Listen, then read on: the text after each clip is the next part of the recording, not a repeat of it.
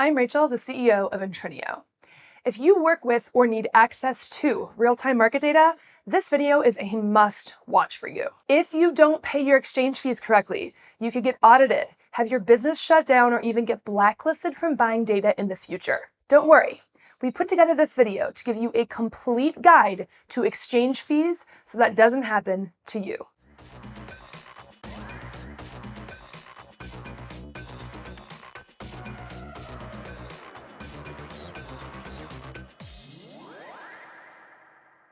Let's start from the beginning. What are exchange fees? Exchange fees are required by most major exchanges in order to access real-time market data like stock prices or options prices. Exchanges take market data access very seriously, and they make a significant portion of their money by charging these fees to users who want to access their data and to their distribution partners. They police data access heavily and regularly audit their customers to make sure exchange fees are being paid and rules are being followed. This is not a space to try to skirt the rules.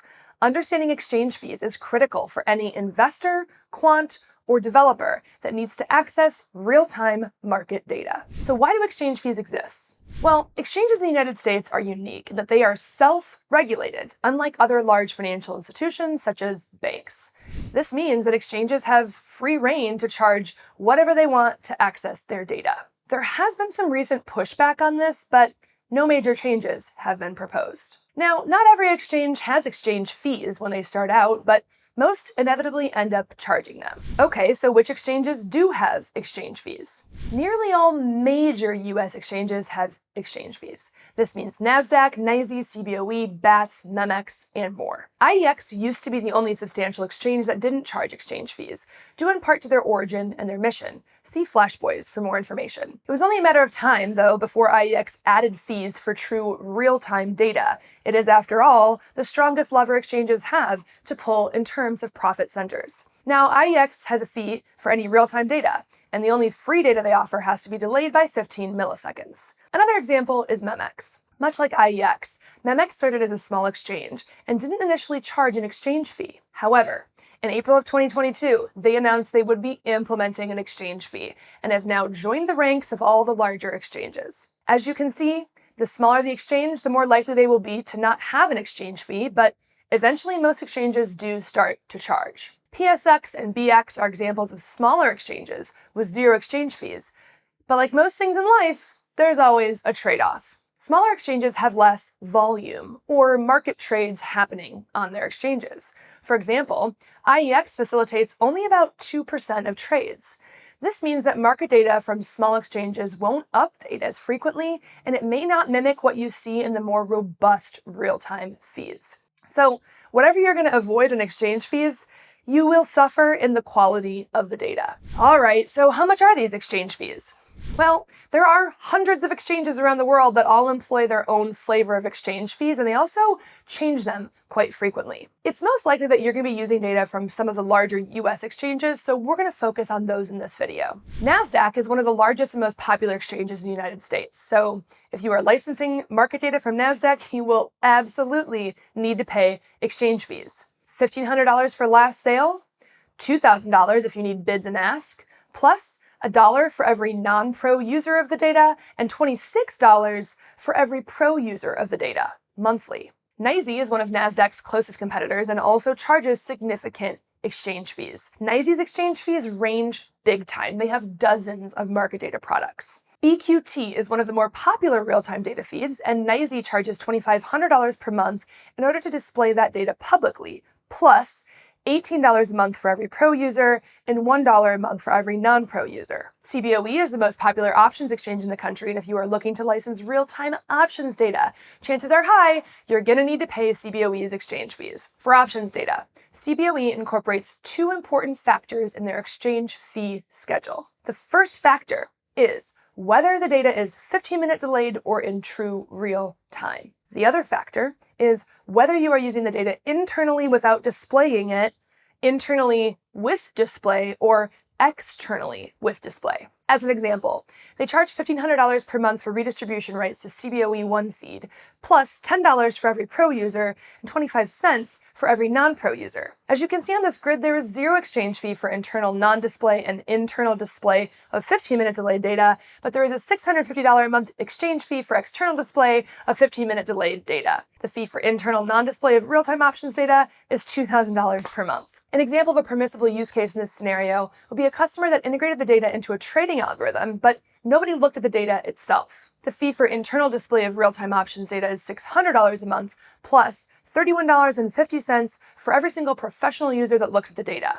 And yes, that means you have to set up some type of a system that enables you to track and report those users to the exchange. An example of a permissible use case in this scenario would be a customer that integrated the data into an internal dashboard, but only members of the company had access to look at that dashboard. The fee for external display of real-time options data is $1,500 a month, plus $31.50 for every single professional user that looks at that data, and $1.25 for every single non-professional user that looks at that data. An example of a permissible use case in this scenario would be a customer that integrated the data into a trading app that was being publicly marketed and shown to end users. Here are a few other examples from different exchanges. BATS charges no exchange fees if the data is delayed by 15 minutes. NASDAQ charges $1 per month for every non-pro and $26 per month for every pro user. CBOE charges $3.44 per month with a minimum spend of $50 per month for their global index feed.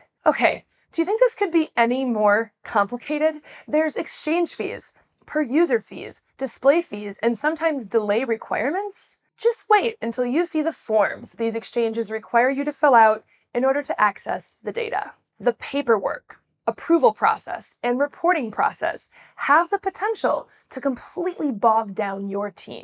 Working with an experienced data provider is key to avoiding this, and we're going to cover that in just a minute. So what happens if I don't pay my exchange fees? If you take one thing away from this video, please remember, you must pay your exchange fees. It is tempting to put off the paperwork, but this is not an area in which you can cut corners. Exchanges employ huge teams whose sole job is to make sure that market data customers report their usage and submit their fees properly. In many cases, this process is called entitlement. If you are a big enough consumer of the data, it's likely that you'll be subject to an audit. These exchanges will audit you to verify that you are using the data exactly how you described it to them in your paperwork, that you are showing the data to the users you have reported to them, and that you are paying the applicable fees correctly and on time. Now, don't think that being a small company will preclude you from this. You are always subject to audits and check-ins. At Intrinio, we have seen companies that decide to try to game the system get audited and then blacklisted from the exchanges, meaning they can never access real-time market data again. In some cases, this has caused their businesses to completely collapse. It can be career or company ending.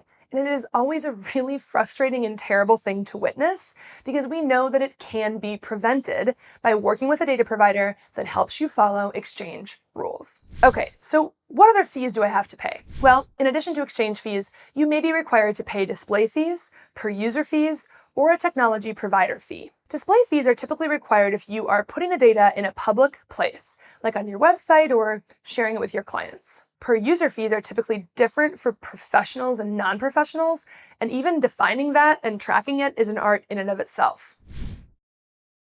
Okay, so understanding exchange fees is not black and white, and trust me when I say that even just choosing the right real-time data feed is a challenge in and of itself. We also now know that there are a lot of factors to consider, and that making the wrong choices can end up being catastrophic for your business. It is likely that you are going to need some help, but where do you start? Well, you start by shooting a chat message to our team at www.intrinio.com. Intrinio has close partnerships with all of the major stock exchanges in the United States. We have been helping our clients navigate exchange fees for over a decade, and we're experts at making sure you get things done correctly. We've learned a thing or two throughout the years, and we take an innovative approach to helping you file and submit your exchange paperwork. Not all data providers take a holistic, helpful approach like Intrinio. Many of them will be eager to sell you data without making sure that you follow the rules, submitting paperwork correctly, and submit the right fees. Choosing the wrong data provider can be a matter of life or death for your company. We would love to help you get safe and approved access to market data. We can help you breeze through the paperwork and get the data flowing faster than any other provider on the market. If you are interested in working with us, please click one of the links below to request a consultation or chat with us. Hopefully this video was helpful. We like to make the complex world of financial data simple for our customers. Please give this video a like, and don't forget to subscribe to our channel if you'd like to see more fintech and financial data content. Good luck, and thanks for listening.